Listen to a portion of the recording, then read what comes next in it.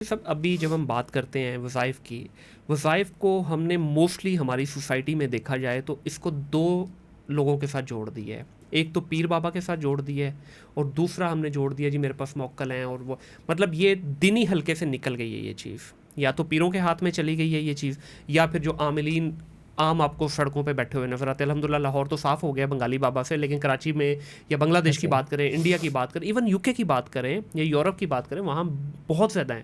جتنے بھی یہاں پہ ابھی ہمارے یہاں اس طرح کے لوگ ہیں وہ انٹرنیشنل ٹور پہ ہی ہوتے ہیں ہمیشہ. تو اس کے بارے میں کیا کہنا چاہیں گے؟ دینی حلقے سے، علماء سے یہ چیز نکل کے اب چلی گئی ہے ان لوگوں کے پاس جن کا قطع کلامی معاف کہ جن کا شاید دین سے کوئی تعلق نہیں ہے. آپ کا سوال بھی اچھا ہے، اور آپ نے جو بات کی ہے وہ بھی ایک دم زبردست میرے دل کی بات کی ہے. جی یہ جو کام ہے نا وظائف والا، یہ حقیقت میں ہے ہی علماء کا. صحیح، ٹھیک ہو گیا. پیری مریدی جو ہے یہ اصل میں ہے ہی اس بندے کی جو بندہ باشرہ ہے اور جو بندہ قرآن و حدیث کے علم کو جانتا ہے.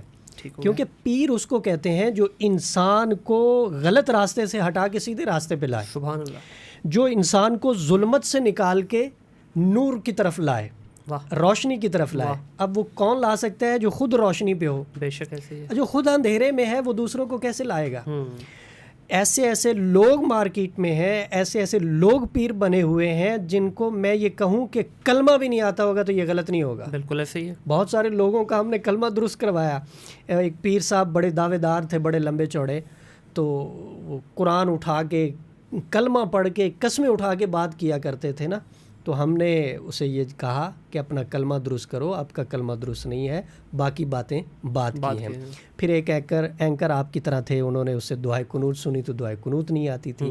تو اس طرح لوگ مارکیٹ میں آ گئے ہیں عملیات کے نام پہ. ٹھیک ہے، میں پہلے بھی یہ عرض کرتا ہوں اور آپ کے توسط سے اب بھی یہ کہہ رہا ہوں کہ یہ عملیات کا کام اتنا پیچیدہ نہیں ہے جتنا لوگوں نے بنا دیا اس کو. یہ تو ہے کہ قرآن کی آیت کوئی آپ پڑھیں یا حضور علیہ الصلوۃ والسلام کی بتائی ہوئی دعا آپ پڑھیں اپنے مقصد کے لیے تو اللہ آپ کو کامیابی دے گا. لیکن یہ ستاروں کا علم آ گیا جی، یہ علم الاعداد آ گیا، علم نجوم آ گیا جی، یہ فلاں ستارہ ہے، فلاں دن آپ کے لیے نحوست کا ہے، آپ کا یہ نام ہے جی، آپ کے اوپر اتنا وزن آئے گا، اتنا بھار آئے گا، یہ ہوگا وہ. یہ ساری چیزیں بناوٹی ہیں، ان کا کوئی تعلق نہیں. اس کا کوئی تعلق حقیقت سے نہیں ہے. نہیں ہے.